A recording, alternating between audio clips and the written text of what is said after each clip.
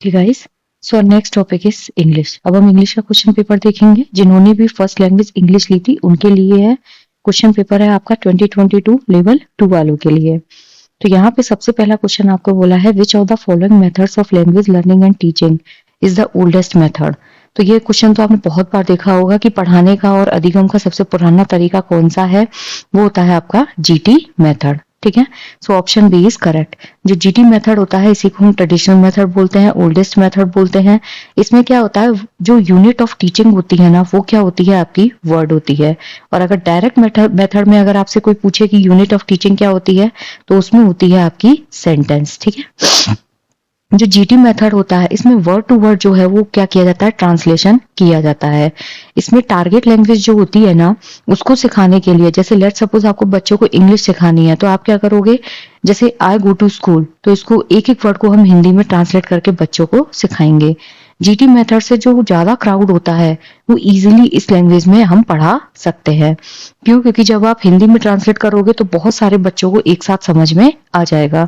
GT method ये है जिसमें बुक्स जो है उस पर सबसे ज्यादा इम्फेसाइज किया जाता है। जो टेक्स्ट बुक्स होती हैं उन पे इसमें इम्फेसाइज किया जाता है।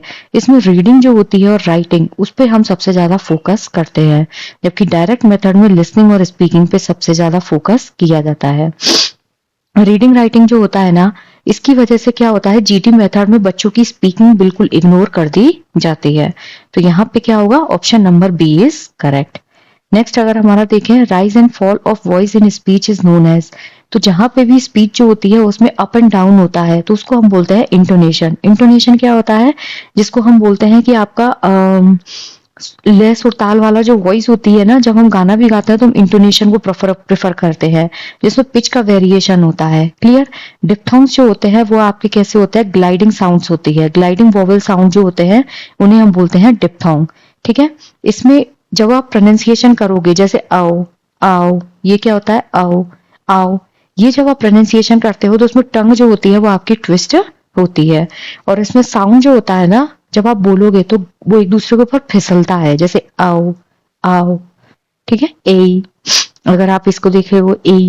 ठीक है, एक होता है बाइलेबियल। बाइलेबियल जो साउंड्स होते हैं ना, वो आपके होते हैं जो कॉन्सोनेंट साउंड होते हैं, जो दोनों होठ जो होते हैं उनको यूज करके प्रोड्यूस किए जाते हैं, जैसे पी, बी, एम। इसमें दोनों होठों के बिना आप इसको प्रोनाउंस नहीं कर सकते। पी हो गया, बी हो गया और एम।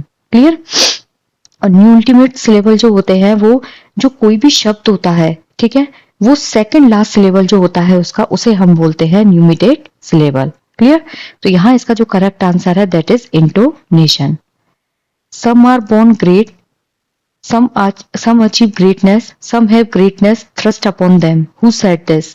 तो यहाँ पे आपको एक लाइन दी हुई है, ये जो कोटेशन है उसमें उन्होंने बोला है कुछ जो है वो ग्रेट पैदा होते हैं, कुछ ग्रेटनेस वो अचीव करते हैं, कुछ जो है वो ग्रेटनेस के ऊपर अपना थ्रस्ट जो है उसको शो करते हैं। तो ये विलियम शेक्सपियर जो है उनकी एक फेमस लाइन है, जो इन्होंने एक प्ले दिया था, ट्वेल्थ नाइट। इनका एक प्ले था जिसे हम बोलते हैं ट्वेल्थ नाइट। ये इनका क्या था, एक प्ले था जिसमें विलियम शेक्सपियर ने ये लाइन दी है। इसमें कैरेक्टर था जिसका नाम था मालवोलियो। ठीक है, वो क्या करता है, एक लेटर पढ़ता है और उस लेटर को पढ़ के वो ये बिलीव करता है कि जो इंडिविजुअल जो पावर होती है ना, किसी भी चीज को इन्फ्लुएंस करने की या अपने आप को इन्फ्लुएंस करने की, वो हमेशा कैसी होती है, अलग अलग होती है। तो जैसे कुछ पैदा ही ग्रेट होते हैं, कुछ ग्रेटनेस को अचीव कर लेते हैं, और कुछ होते हैं जिनमें ग्रेटनेस होती है लेकिन उनके ऊपर जो है वो क्या करती है, इफेक्ट डालती है। क्लियर? तो ये किसका है, William Shakespeare. Next is option number D is correct. The multilingual nature of the Indian classroom must be used as a resource so that जो multilingual classroom होती है ना, उसका पर्पज ही यही होता है कि बच्चा कैसे वो सिक्योर फील कर सके। जब आप हिंदी को भी एक्सेप्ट करेंगे, इंग्लिश को भी एक्सेप्ट करेंगे, तेलुगु, तमिल, मलयाली, पंजाबी, सबको जब हम एक्सेप्ट करते हैं तो उससे क्या होता है, समावेशन होता है, यानी कि इंक्लूजन होता है। बच्चे सपोर्टिव होते हैं, बच्चे अपने आप को क्या करेंगे, सिक्योर फील करेंगे, उनको ऐसा लगेगा कि हमको क्लास से अलग नहीं किया गया है। ठीक है, तो ये as a resource use class में करना चाहिए, जैसे हर बच्चा सिक्योर फील करे। जब आप बच्चे की नेटिव लैंग्वेज जो होती है ना, उसको एक्नॉलेजमेंट देते हैं या फिर उसको वैल्यू देते हैं, तो बच्चे को समझ में आता है कि नहीं, हम टीचर के साथ बात कर सकते हैं, हम टीचर से क्वेश्चन पूछ सकते हैं। तो उसमें हम बच्चे को पार्टिसिपेट करने के लिए क्या करते हैं, फ्रीली अलाउ करते हैं। तो यहाँ क्या होगा, every child feel secure and accepted, बिल्कुल सही बात है। Every child learns at the same pace, हर बच्चा सेम पेस पर नहीं सीखता है, कोई जल्दी सीखता है, कोई लेट सीखता है। चिल्ड्रन में लर्न मेनी लैंग्वेजेस, हमें बच्चों को रटाना नहीं है। The teacher develops language proficiency, language proficiency तो वो अर्जेंट से भी कर लेगा, लेकिन मल्टीलिंगुअल रिसोर्स का यूज करके क्या होता है, हर बच्चा अपने आप को सिक्योर और एक्सेप्टेड फील करता है। नेक्स्ट है the evening was A round of pleasure, identify the part of speech of the underline word. तो यहाँ पे जो राउंड है वो आपको बताना है, नाउन है, एडवर्ब है, वर्ब है, एडजेक्टिव है। तो यहाँ इसका जो करेक्ट आंसर है that is option number A, ये क्या है, नाउन। तो यहाँ पे जो राउंड वर्ड है ना, वो एक नाउन की तरह काम करता है। कैसे, इसमें जो इवेंट्स है उसकी साइकिल को डिफाइन करने के लिए यहाँ पे राउंड जो है उसको यूज किया गया है। और किसको ये डिफाइन कर रहा है, जो प्लेजर है उसको, ठीक है। जो इवनिंग थी उसमें मतलब जो प्लेजर होता है, सुहावना जो मौसम होता है, उसका क्या कर रहा था, बाय द टाइम साइकिल चल रही थी, कंटिन्यूअस साइकिल चल रही थी। नाउन एग्जैक्टली होता क्या है, जहां पे हम नेम करते हैं पीपल, प्लेस, थिंग्स, इन सबको, ठीक है। तो राउंड जो है वो एक कलेक्शन है, किसका कलेक्शन है, प्लेजर जो है उसका कनेक्शन है। अगर यहाँ एडजेक्टिव होता ना तो ये नाउन को डिस्क्राइब करता, अगर यहाँ पे वर्ब होता तो ये एक्शन को डिस्क्राइब करता। तो यहाँ पे क्या है, एक जो नाउन है वो संज्ञा, नाउन जो है राउंड नाउन को रिप्रेजेंट कर रहा है, किसके रिस्पेक्ट में, जो प्लेजर होता है उसके रिस्पेक्ट में। क्लियर। तो यहाँ ऑप्शन नंबर ए जो है वो बिल्कुल करेक्ट होगा। नेक्स्ट है आपका, ये आपका पैसेज है, ठीक है। अब हम पैसेज देखते हैं। तो आपको 36 to 39 क्वेश्चंस के आंसर करने हैं। Read the passage given below and answer the question that follow by selecting the most appropriate option. Life only avails not the having lived, जीवन जो है वो केवल उसी में सार्थक है, ना कि जी लेने में। Power ceases in the instant of repose, जो शक्ति होती है वो उसी मोमेंट समाप्त हो जाती है जब विश्राम होता है। It resides in the moment of transition from a past to a new state, यह उसी पल में रहती है जब एक अतीत जो है उससे हम क्या करते हैं, एक न्यू फेज की तरफ चेंज लेते हैं। Clear. In the shooting of the gulf, जो खाई है उसको पार करने में। In the dotting of an aim, किसी लक्ष्य जो है उसको अचीव करने में। This one fact that world hates that the soul becomes for that forever degrades a past. ये एक तथ्य होता है, मतलब ये एक फैक्ट होता है कि जो वर्ल्ड होता है यानी कि संसार जो है वो तब आपको हेट करता है जब आप अपने डिसीजंस खुद लेते हो, यानी कि आपके अंदर की जो सोल है वो बनी रहती है। क्योंकि उससे क्या होता है, आपका जो पास्ट होता है वो धीरे धीरे डिग्रेड होना स्टार्ट हो जाता है। And turns all riches to poverty, और सभी जो धन होते हैं उनको वो निर्धनता में बदल देता है। All reputation to a shame, जो प्रतिष्ठा है वो किस में बदल जाती है, जो शेम है उसमें कन्वर्ट हो जाती है। Confound the Saint with the रोग, जो संत हैं उनको दुष्ट लोगों के साथ वो मिला देता है। Shows Jesus and Judas equally aside, जो जीसस है, यीशु और यहूदा दोनों को ही क्या करता है, समान रूप से वो साइडलाइन कर देता है। Why then do we prate of self reliance, तो यहाँ पे ये चीज बोली गई है, तो फिर हम जो आत्मनिर्भरता यानी कि सेल्फ डिपेंडेंस जो है उसकी मांग क्यों करते हैं। नेक्स्ट है, in as much as the soul is present there will be power not confident but agent, जो आत्मा होती है वो वर्तमान में है, ठीक है, वहां शक्ति भी होगी, लेकिन जो निर्भरता की बात है वो केवल बाहरी ढंग जो होता है उसी की अभिव्यक्ति होती है। The talk of Reliance is a poor external way of speaking, ठीक है। जो निर्भरता की बात करना होता है वो केवल बाहरी ढंग की अभिव्यक्ति होती है। Because it works and is who has more obedience than I masters me तो the he would not raise a finger, बल्कि उस पर बात पर हमको बोलना चाहिए जिस पर भरोसा किया जाता है कि अस्तित्व में एग्जैक्टली कौन सी चीज है जो एग्जिस्ट कर रही है। नेक्स्ट है, आई must revolve by the gravitation of spirit, जो ग्रेविटेशन फोर्स होता है यानी कि आत्माओं का जो गुरुत्वाकर्षण है वो हमें चारों ओर से क्या है, घेरे हुए है। Clear. I must revolve by the gravitation of spirits we fancy it rhetoric, जब हम सद्गुण की बात करते हैं, when we speak of eminent virtue, तो हम उसे क्या करते हैं, अलंकार मान लेते हैं। क्लियर। जब भी हम सद्गुण की बात करेंगे तो हम क्या करते हैं, उसे अलंकार मान लेते हैं। एंड दैट ए मैन और ए कंपनी ऑफ मैन, जब हम बात करते हैं तो हम ये नहीं देख पाते कि सद्गुण जो है वो कितनी ऊंचाई तक पहुंच गया है। तो जो मनुष्य होते हैं, मनुष्यों का जो ग्रुप होता है, वो सिद्धांतों के प्रति क्या करते हैं, लचीलापन लाते हैं। ठीक है। By the law of nature must overpower and rights of cities, nations, kings, rich man, poets and who are not. Clear. जब हम इसे अलंकार मात्र समझते हैं तो अब हम ये नहीं देख पाते कि जो सद्गुण है, यानी कि अच्छे गुण जो है वो ही एक ऊंचाई तक पहुंचने में हेल्प करते हैं। यहाँ पे क्या होता है, मनुष्य या मनुष्यों का जो समूह है वो प्रिंसिपल्स के प्रति कैसा होना चाहिए, फ्लेक्सिबल होना चाहिए, हमें एक्सेप्टेंस होनी चाहिए, तभी हम सारे जो नगर हैं, राजा हैं, धनवान हैं, उन पे विजय प्राप्त कर पाएंगे। This is the ultimate fact which we so quickly reach on this. ये क्या है, अंतिम सत्य है जिस पर हम इतनी जल्दी पहुंच जाते हैं। As on every topic the resolution of all into the ever based one, जैसे हर विषय पर सबका समाधान जो होता है वो कैसे है कि जो यूनिटी होती है उसी में ही इसका समाधान होता है। Self existence is the attribute of the supreme cause, जो आत्म अस्तित्व होता है वो इसका मेन फैक्टर होता है, यानी कि वो परम गुण होता है। ये क्या होता है, भलाई का एक मापदंड भी होता है। It constitutes the measure of good by the degree in which it enters all into the lower forms. ये क्या करता है, भलाई का मापदंड डिसाइड करता है और इसी आधार पर हम किसी भी हद तक जो मतलब निम्नतर रूप होते हैं उनमें एंटर करते हैं। All things are real are so by so as much as virtue as they contain commerce, husbandry, hunting, whaling, war, eloquence, personal weight are somewhat and engage my respect as example of its presence and impure action। इसी आधार पर हम निम्नतर रूपों में प्रवेश करते हैं। जो real objects होते हैं वो उतने ही अच्छे होते हैं जितना कि उनमें सद्गुण होता है। क्लियर। नेक्स्ट अगर हम देखें कि जो व्यक्तिगत इफेक्ट होता है, कुछ हद तक आपका जो पर्सनैलिटी होती है और एक इन सोल प्रोसेस होती है, उसके उदाहरण जो है उसके रूप में हम इसको यूज करते हैं। Clear. Engage my respect as example of its presence and impure action, ए पवित्र क्रिया जो होती है उसके उदाहरण के रूप में मेरे सम्मान को क्या करती है, वो अट्रैक्ट करती है। I see the same law working in the nature for conservation and growth, मैं सेम नियम नेचर जो है उसमें देखता हूं अपनी ग्रोथ और कंजर्वेशन के लिए। Power is in the nature the essential measure of right, जो शक्ति होती है ना वो प्रकृति में न्याय का क्या है, मेन मेजरमेंट होता है। Nature suffers nothing to remain in her kingdom which can not help itself, जो प्रकृति होती है वो अपने राज्य में किसी भी चीज को नहीं रहने देती जो खुद की सहायता खुद नहीं कर सकती।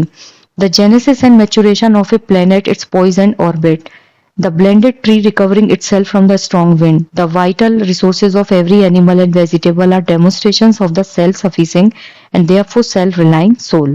यहाँ पे बोला है किसी भी ग्रह की उत्पत्ति, ठीक है, यानी कि the genesis and maturation of a planet, किसी भी ग्रह की उत्पत्ति या परिपक्वता, उसका संतुलन, उसकी कक्षा, मुड़ा हुआ पेड़ जो बहुत तेज हवा में भी क्या है, खड़ा हो जाता है, पशु या प्लांट्स जो होते हैं उनकी लाइफलाइन, ये सब क्या होते हैं, आत्मनिर्भरता के ही प्रमाण होते हैं। तो बेसिकली इसमें बोला है कि हमारा आत्मनिर्भर होना बहुत जरूरी होता है। क्लियर। अगर आप आत्मनिर्भर नहीं होंगे तो हम क्या है, सरवाइव नहीं कर सकते। नेक्स्ट है, अब यहाँ पे आपको क्वेश्चन जो है उनके आंसर बताने हैं। What is an attribute of the supreme cause, जो सुप्रीम कॉज है उसका एक एट्रीब्यूट क्या है, self existence, self Reliance, respect and power. Self, passage में ऊपर एक लाइन लिखी हुई थी कि जो सेल्फ एग्जिस्टेंस होता है this is the attribute of the supreme cause, तो यहाँ पे ऑप्शन नंबर ए जो है वो बिल्कुल करेक्ट हो जाएगा। ठीक है। जब आप पैसेज पढ़ेंगे तो आपको मिल जाएगा, पैसेज में ऊपर लिखा हुआ था कि जो सेल्फ एग्जिस्टेंस होता है this is the attribute of,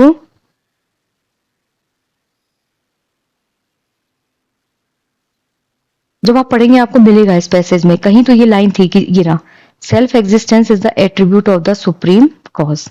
clear. Next है, the above passage is about, जो ऊपर पैसेज दिया है वो बेसिकली किसके बारे में है, journey of the soul, human existence, self reliance and virtuous action. तो यहाँ पे जो आंसर होगा correct that is self reliance. कि आप किस तरीके से अपने आप को, मतलब जो आत्मनिर्भरता होती है, कि आप कितने अच्छे से अपने आप को, कितनी भी खराब कंडीशंस हो वहां अपने आप को खड़ा रख सकते हैं।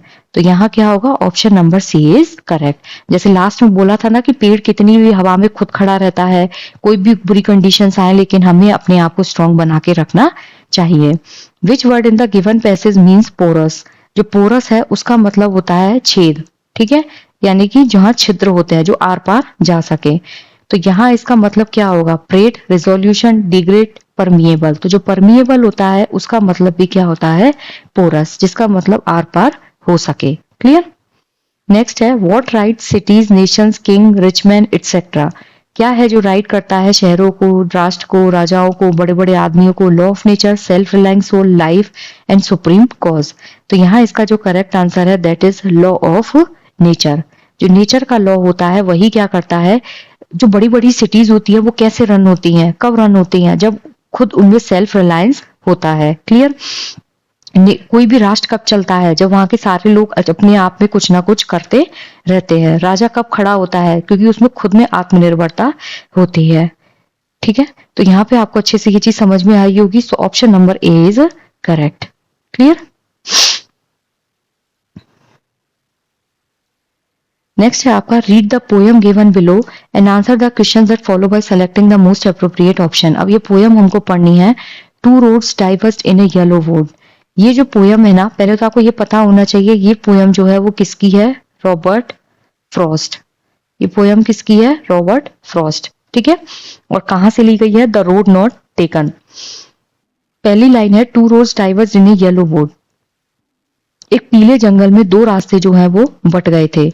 And sorry I couldn't travel both. और मुझे दुख है कि मैं दोनों ही रास्तों से ट्रेवल नहीं कर सका, दोनों रोड्स पर ही नहीं जा सका। And be one traveller long I stood.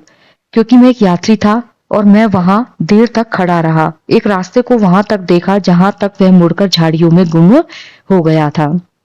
And be one traveler long I stood and looked down one as far as I could to where it bent to the undergrowth। ठीक है, एक पीले जंगल में दो रास्ते बट गए थे, मैं दोनों ही रास्तों पर नहीं जा सका था क्योंकि मैं एक यात्री था, मैं देर तक खड़ा रहा और मैंने रास्ते को वहां तक देखा जहां तक मुड़कर वह झाड़ियों में क्या है, गुम हो गया था। ठीक है, नेक्स्ट है, then took the other just as the fair. फिर दूसरे को भी देखा, वो भी बिल्कुल कैसा था, जो बिल्कुल निष्पक्ष होके हम देखते हैं ना वो चीज। And having perhaps the better claim. शायद बेहतर जो है वो दावा कर रहा था। Because it was grassy and wanted wear. क्योंकि वहां क्या थी, हरी भरी घास थी और उस पर चलना जो है वो बेहतर फील हो रहा था। तो as for that the passing there. हालांकि वहां से गुजरने वाले जो लोग थे उन्होंने लगभग उसको घिस दिया था। जो घास है वो धीरे धीरे घिसने लग जाती है जब हम चलते हैं। हैड वोन them really about the same. और सुबह दोनों जो उस पर बिल्कुल एक जैसे पत्ते खड़े हुए थे। And both that morning equally lay in leaves, no step had trodden black. O I kept the first door for another day. सुबह दोनों पे एक जैसे पत्ते थे लेकिन किसी ने भी उन पर अपना पैर नहीं रखा था। इसीलिए वो बोलता है कि मैंने पहला रास्ता किसी और दिन के लिए छोड़ दिया था। Yet knowing how may leads on to the way। मैं जानता था कि रास्ता कैसे आगे बढ़ता है। I doubted if I should ever come back। मुझे संदेह था कि मैं कभी वापस आऊंगा भी। I shall be telling this with a sigh। मैं, एक होता है ना एक हल्की सी मतलब आह की जो आवाज निकलती है उसके साथ एक हल्का सा doubt. Somewhere ages and ages hence। एक युगों युगों के बाद मैं इस बात को कहूंगा। Two roads diverged in a wood. दो रोड्स जो हैं वो एक पीला जंगल में दो रास्ते बट गए थे। And I took the one less travelled by. मैंने वो चुना जिसमें कम यात्रा थी। And that has made all the difference. और वहीं से सब कुछ जो है वो चेंज हो गया। नेक्स्ट है, state the cause of regret in the poet in the beginning of the poem. यहाँ पे आपको बताना है कि जो पोयम है उसकी बिगनिंग में पोइट को किस चीज का रिग्रेट था। That he couldn't travel both the roads, that he will not get time for himself, that he will not be successful by choosing the other road, that he will be able to return। ठीक है, तो यहाँ पे correct answer है option number A. उसको शुरू में regret था, पहली लाइन में ही दिखाया है that I couldn't travel both। दोनों रोड्स पे नहीं जा सकता था। What does the poet's decision of taking less traveled road signify? जो कम ट्रेवल वाली रोड थी उसको लेने के पीछे उसका कारण क्या था? His risk taking ability, his arrogance, his curiosity, his negligence. तो यहाँ इसका जो करेक्ट आंसर है, उनकी जो रिस्क लेने की कैपेबिलिटी थी उस बेसिस पे उन्होंने डिसाइड किया था कि मैं कम चलने वाली रोड से जो है जाऊंगा। Why do yellow woods refer to? यहाँ पे जो येलो वुड्स है वो क्या रेफर करती है? Older people, forest in the autumn, yellow colour trees and difficult choice. तो यहाँ इसका जो करेक्ट आंसर है that is forest in autumn. एक स्प्रिंग सीजन होता है और एक ऑटम सीजन होता है, ठीक है, बाहर वाला सीजन और पतझड़ वाला सीजन। तो येलो वुड जो है वो ऑटम सीजन में जो फॉरेस्ट होता है उसको ये डिफाइन करती है। So option number B is correct. The word trodden means, जो ट्रोडन है उसका मतलब यहाँ पर क्या है? To put your foot down on something while walking, to squeeze something on the ground, to press deeply against something, to evade difficult situation. किसी difficult situation से भागना? नहीं नहीं, यहाँ पे होता है ट्रोडन का मतलब अपने जो पैर होते हैं उनको नीचे की तरफ रखना जब आप कहीं पर वॉक कर रहे होते हैं। क्लियर? तो यहाँ पे ऑप्शन नंबर ए जो है वो बिल्कुल करेक्ट हो जाएगा। Choose the most appropriate option. Antonym of the word, underline in the following sentence from the given options. तो the man is poor, he is contented. जो contented होता है ना, इसका मतलब होता है satisfied, ठीक है? When he is contented with his work, मतलब वो इंसान जो है वो अपने काम से satisfied है। क्लियर? तो यहाँ इसका जो अपोजिट होगा that is dissatisfied। जब आप किसी काम से satisfied नहीं होते हैं तो वो इसका अपोजिट होता है। तो यहाँ इसका करेक्ट आंसर क्या होगा? Option number B. Substitute the following sentence with the appropriate word given in the option. The study of coins is called. Obvious सी बात है, उसको हम क्या बोलते हैं? न्यूमिस्मेटिक्स। ठीक है, इसको हम क्या बोलते हैं? न्यूमिस्मेटिक्स। जहां पे हम कॉइन जो होते हैं उसके कलेक्शन की बात करते हैं, या पेपर मनी हो या मेडल्स हो। क्लियर? नेक्स्ट है select the most suitable conjunction to fill in the blank. He fled dash he should be killed. तो यहाँ पे जो ये आप कंजक्शन यूज करेंगे ये हमेशा कैसे यूज होता है? लेस्ट के साथ यूज होता है। He fled lest he should be killed. ठीक है, तो यहाँ पे करेक्ट आंसर क्या होगा? Option number B. ठीक है, तो जो कंजक्शन लेस्ट है वो कोई डर का जो रीजन होता है या वार्निंग होती है उसको दिखाने के लिए हम यूज करते हैं। ही फ्लैड, वो चला गया, नहीं तो वो मारा जाता। तो यहाँ पे क्या है? किसी को किलिंग करना, किसी को वार्न करना, किसी को मारना पीटना, किसी को डराना धमकाना, उसके लिए हम क्या करते हैं? लेस्ट को यूज करते हैं। क्लियर?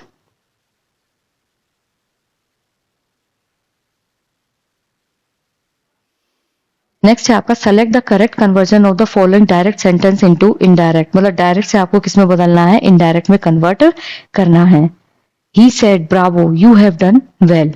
ठीक है, तो यहाँ पे जो है एक अपलोजिंग डायलॉग है, मतलब उसने उसको बहुत अपलोड किया है, अप्लोज किया है। कैसे? कि तुमने बहुत अच्छा किया है। जब भी हम एक्सक्लेमेटरी सेंटेंस को कन्वर्ट करते हैं ना, चाहे उसमें तारीफ की गई हो चाहे अप्रिसिएशन हो, तो जो रिपोर्टिंग वर्ब होती है वो या तो प्रेज्ड में कन्वर्ट होती है, या अपलोडेड में अपलोज्ड में कन्वर्ट होती है, ठीक है, या कॉन्ग्रेचुलेटेड में कन्वर्ट होती है। तो तीन चीजें यूज होती है, या तो अपलोजेड, ठीक है, या फिर प्रेज्ड, या फिर कॉन्ग्रेचुलेटेड। ठीक है, और जो ब्रावो है यहाँ पे वो क्या कर रहा है? एक मतलब एक स्ट्रॉन्ग अपील है कि सामने वाले ने कुछ बहुत अच्छा काम यहाँ पर किया है। तो ना तो यहाँ सैड आएगा ना यहाँ अप्रिशिएटेड आएगा, तो यहाँ पे क्या आएगा? ही अपलोडेड। ठीक है, और जो प्रोनाउन है यू, यहाँ पे जो प्रोनाउन है यू वो किस में चेंज हो जाएगी? ही में। ठीक है, क्यों? क्योंकि वो क्या हो जाएगा? सब्जेक्ट में कन्वर्ट हो जाता है। तो यहाँ पे क्या होगा? He applauded him. करेक्ट। और जो प्रेजेंट परफेक्ट टेंस है यानी कि हैव डन वेल, वो किस में कन्वर्ट हो जाएगा? पास्ट परफेक्ट टेंस में। वो क्या हो जाएगा यहाँ पे? Had done well. ठीक है, तो he applauded him saying that he had done well. ठीक है, तो यहाँ जो करेक्ट आंसर है that is option number B. वापस देख लीजिए, ब्रावो जो है वो किसको इंडिकेट कर रहा है? कि सामने वाले ने कुछ बहुत स्ट्रांगली अच्छा काम किया है। तो ये एक्सक्लेमेटरी सेंटेंस है, इसमें या तो आप किसी को अप्रिशिएट करते हो या फिर उसको प्रेज करते हो। तो इसमें जो रिपोर्टिंग वर्ब होती है वो किसमें चेंज हो जाती है? या तो अपलोड में, या प्रेज्ड में, या कॉन्ग्रेचुलेशंस में। ठीक है, जो ब्रावो है वो एक स्ट्रॉन्ग अप्रूवल है कि सामने वाले ने कुछ बहुत अच्छा काम किया है। तो यहाँ क्या आएगा, अपलोडेड आएगा। प्रोनाउन जो है यू, वो किस में चेंज हो जाएगा, ही में, जिससे एक सब्जेक्ट जो है उसको ये रिफ्लेक्ट करेगा। प्रेजेंट परफेक्ट टेंस किस में बदल जाएगा, पास्ट परफेक्ट टेंस में। क्लियर। तो यहाँ इसका जो करेक्ट आंसर होगा, he applauded him saying that he had done well. Clear. जो प्रेजेंट परफेक्ट था वो पास्ट परफेक्ट में चेंज हुआ, ही जो था वो किस में कन्वर्ट, यू जो है वो किस में कन्वर्ट हो गया, ही में। नेक्स्ट है change the given active sentence into passive. अब एक्टिव जो है उसको पैसिव में बदलना है। No one can wonder at it. तो यहाँ पे पहले आपको कुछ चीजें समझनी होंगी। जो पैसिव वॉइस होता है ना, उसमें एक्टिव का जो ऑब्जेक्ट होता है वो पैसिव का क्या बन जाता है, सब्जेक्ट बन जाता है। ठीक है, ये एक्टिव सेंटेंस है, इसका जो ऑब्जेक्ट होगा वो किस में कन्वर्ट हो जाता है, सब्जेक्ट में कन्वर्ट हो जाता है। तो यहाँ पर जो इट है, एट नहीं है सॉरी, इट जो है ये क्या है, आपका ऑब्जेक्ट है। लेकिन जब हम इसको पैसिव में कन्वर्ट करेंगे तो ये किस में कन्वर्ट हो जाता है, आपका सब्जेक्ट में। ठीक है।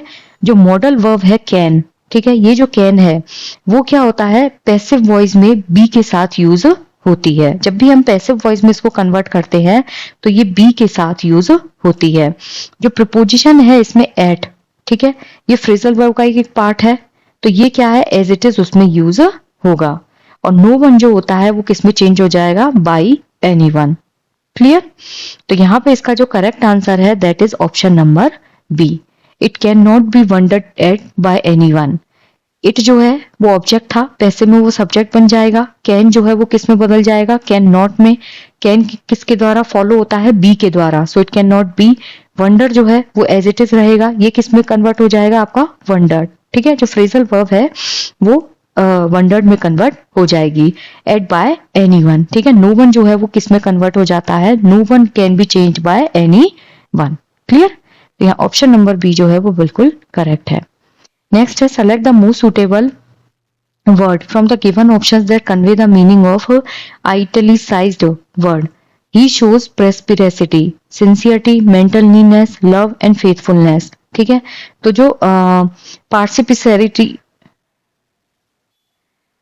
perspicacity होती है, इसका मतलब होता है, इसका जो करेक्ट आंसर होता है दैट इज मेंटल नीनेस। ठीक है, इस ये जो वर्ड होता है ना, पर्सिपिसिटी, ठीक है, इसका मतलब होता है किसी भी चीज के अंदर उसकी जो क्वालिटी होती है ना उसको पहचानना। ठीक है, basically quality of having a insight into the things. किसी भी चीज के अंदर हम अच्छी चीज, अच्छा या बुरा जो भी होता है, मतलब चीजों को एनालाइज करने वाला। सिंसियरिटी होती है जब आप किसी भी चीज को लेके बहुत सीरियस होते हो, ढंग से किसी काम को करते हो। लव जो है वो अफेक्शन की फीलिंग होती है। फेथफुलनेस होता है किसी के लिए भी लॉयल होना। तो यहाँ पर्सिपेसिटी जो होती है उसका मतलब होता है कि जब आप इनसाइट फीलिंग लेते हो किसी भी ऑब्जेक्ट के अंदर। ठीक है, तो यहाँ इसका करेक्ट आंसर होगा मेंटल नीनेस, जिसको हम कई बार बोलते हैं ना श्रूडनेस। श्रूडनेस जो होती है मतलब जब आप किसी का बुरा करने वाला जो चीज होती है। So option number B is correct. Choose the most suitable option that describes the meaning of the underline idiom and phrase. From his attitude, it's clear that he wants to pay off old score.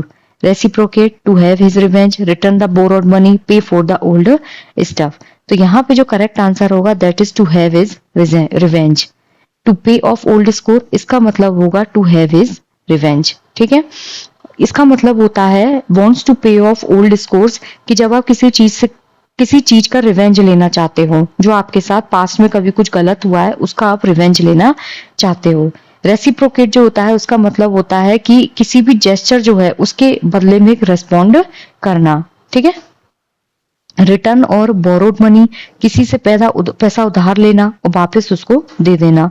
पे for the old stuff, जिस ये होता है जब आप कोई चीज purchase कर रहे हो तो पुराना जो हिसाब है उसको क्लियर करना। ठीक है, तो यहाँ क्या होगा, to have his revenge. For his attitude, it's clear that he wants to pay off the old scores. उसके एटीट्यूड से साफ दिख रहा है कि वो क्या करता है, पुराना जो स्कोर है उसको पे ऑफ करना चाहता है, मतलब उसके साथ पास्ट में कुछ ऐसा गलत हुआ है जिसका वो बदला ले रहा है। अब नेक्स्ट हम देखते हैं all hands at work, the royal work grows form. इसमें फिगर ऑफ स्पीच जो है उसको आपको बताना है। यूफेमिस, ट्रांसफर्ड एपिथेट्स, सिनेक्डोके एंड मेटानोमी। तो यहाँ इसका जो करेक्ट आंसर है all hands at work, the royal work grows warm. तो यहाँ होगा आपका ऑप्शन नंबर सी। ठीक है। जो सिनेक्डोकी होता है वो कैसा फिगर ऑफ स्पीच होता है जिसमें जो पार्ट होता है वो तो होल को रिप्रेजेंट करता है, पार्ट जो है वो तो होल को रिप्रेजेंट करेगा और जो होल होता है वो पार्ट को रिप्रेजेंट करता है। तो यहाँ पे जो हाथ है, ऑल हैंड्स एट वर्क, मतलब सबके जो हाथ हैं वो काम पे हैं, तो वो किसको रिप्रेजेंट कर रहा है? सारे लोगों को, सारे वर्कर्स को, ठीक है। जबकि डिफाइन क्या हुआ है यहाँ पे? केवल हाथ, ऑल हैंड्स एट वर्क, सारे हाथ काम पे हैं। The royal work grows warm, तो जो रॉयल काम है वो धीरे धीरे ग्रो कर रहा है। तो हाथ बेसिकली किसको डिनोट कर रहे हैं? कि जितने भी लोग हैं वो हार्डवर्क करके काम कर रहे हैं। तो यहाँ क्या हो जाएगा आपका? Synecdoche. Which of the following is a scale down teaching situation, इनमें से कौन सी जो है वो टीचिंग सिचुएशन है? Team teaching, cooperative teaching, macro teaching and micro teaching.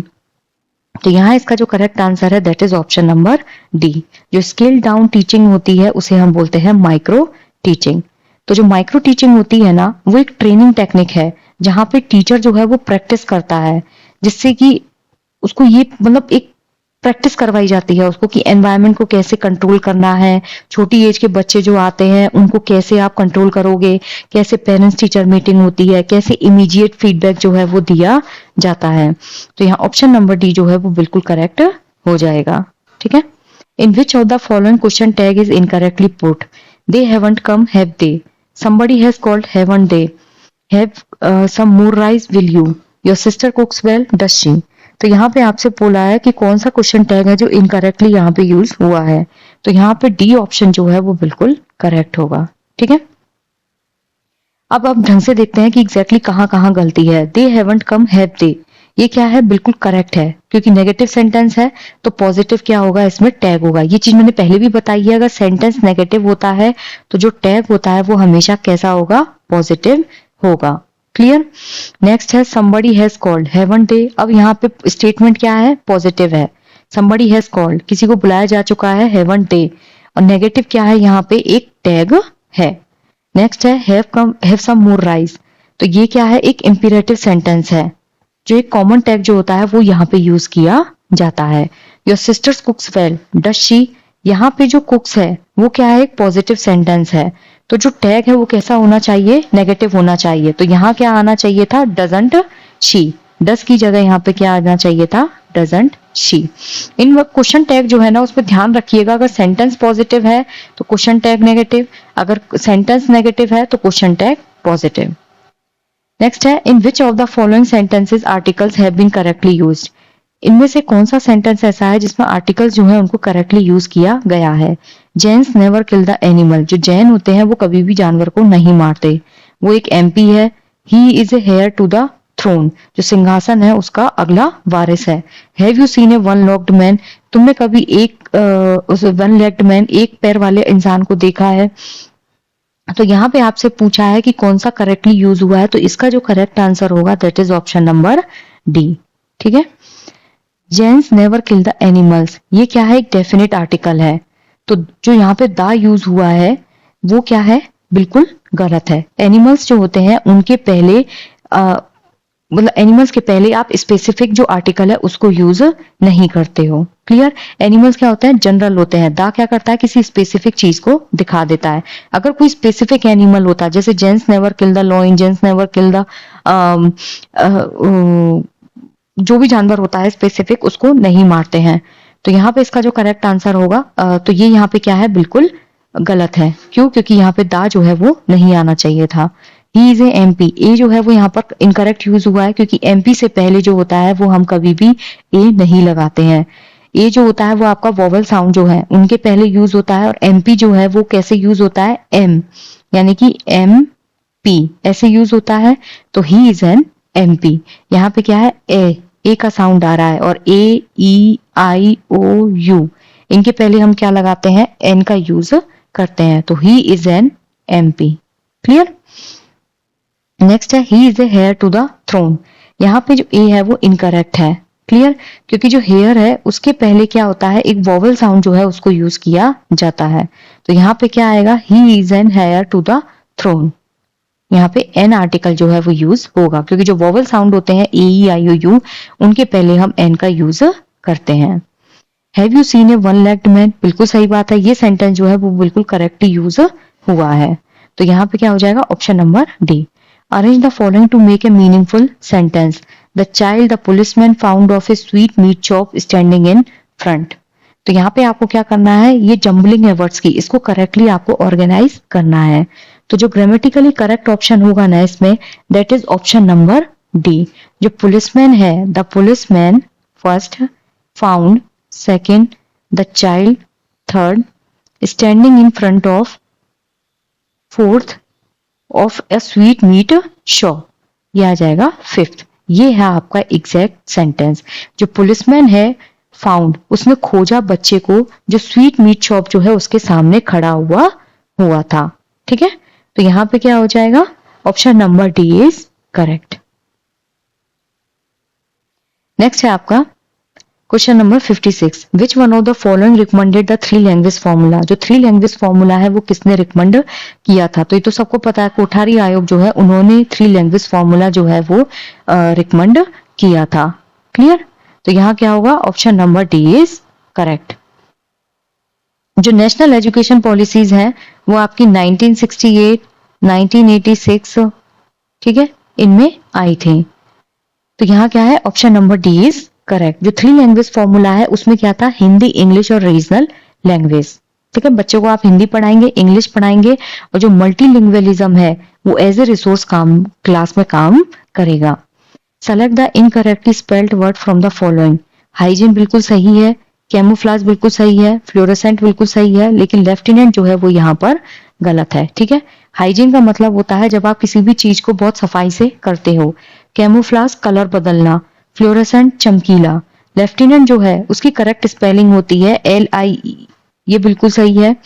UTE ये भी सही है, लेकिन जो ई है इसकी जगह क्या आता है, NANT, lieutenant. So option number D is incorrect.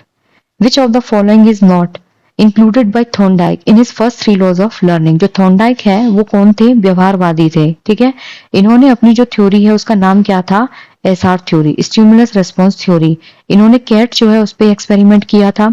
Thorndike ने बोला था रीइंफोर्समेंट पे सबसे ज्यादा काम किया था आपके BF स्किनर ने। ठीक है, इन्होंने 3 लॉ दिए थे, जो मेन 3 थे, और जो आपके गौण नियम थे वो कितने थे, 5 थे।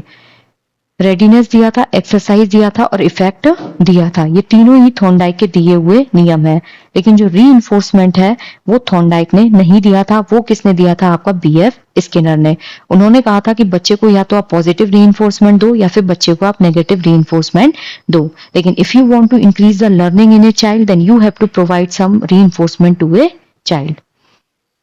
लॉ ऑफ रेडीनेस था कि आप किसी को फोर्स नहीं कर सकते हैं किसी भी चीज को अचीव करने के लिए, वो खुद ही अपने आप में फोर्स्ड होना चाहिए। एक्सरसाइज, जितना ज्यादा आप प्रैक्टिस करोगे उतना ज्यादा आपका अधिगम स्ट्रांग होता है। इफेक्ट, जब कोई चीज पॉजिटिव होती है तो हम उस काम को दोबारा करने की ताकत रखते हैं, लेकिन अगर नेगेटिव रिजल्ट आता है तो हम उस काम को धीरे धीरे करना छोड़ देते हैं। तो यहाँ option number A will be correct. Complete the following sentence using the appropriate phrase preposition from the given option. अब यहाँ पे आपको preposition भरना है। ठीक है, he succeeded dash perseverance and sheer hard work। ठीक है, तो यहाँ इसका जो करेक्ट आंसर है that is option number C, by dint of।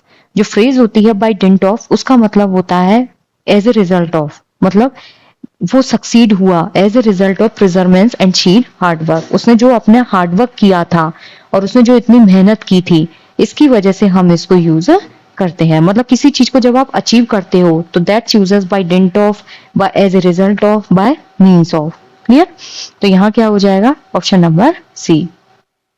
How can teachers respond to and correct students writing in ways that are effective. Teacher जो है वो कैसे रिस्पॉन्ड करते हैं, बच्चों को करेक्ट कर सकते हैं जो इफेक्टिव तरीका है उस तरीके से लिखने में। Correcting every error in the essay, जो ऐसे है उसमें जितनी भी एरर की है सबको करेक्ट करके। Writing detailed comments in the margin, margin लगा के आप पूरा भर के कमेंट कर दो। ऑफरिंग एनकरेजिंग रिमार्क्स, आप बच्चों को एनकरेजिंग रिमार्क्स दो। Locating patterns of error and suggesting improvement, तो यहाँ पे ऑप्शन नंबर डी जो है वो बिल्कुल करेक्ट हो जाएगा। अगर आप हर एरर को करेक्ट करेंगे ना, या फिर डिटेल में कमेंट लिखेंगे या बच्चे को एनकरेजिंग रिमार्क देंगे, ये एक इफेक्टिव जो फीडबैक है उसका एक पार्ट हो सकता है। लेकिन जब आप बच्चे को पर्टिकुलर एरर डिनोट करते हो कि भाई तुमने यहाँ गलती की है और उसको इम्प्रूवमेंट सजेस्ट करते हो, तो ये बहुत इफेक्टिव अप्रोच होती है, जिससे बच्चे का जो अधिगम है ना वो लॉन्ग लास्टिंग होगा। बच्चा क्या करता है, चीजों को समझने की कोशिश करता है, और यहाँ पे बच्चा चीजों को समझने की कोशिश नहीं करेगा। सो आई जस्ट होप गाइज कि आपको आंसर्स क्लियर हुए हो। अगर किसी भी चीज में कोई डाउट हो तो आप कमेंट्स में बोल सकते हैं। Thank you so much.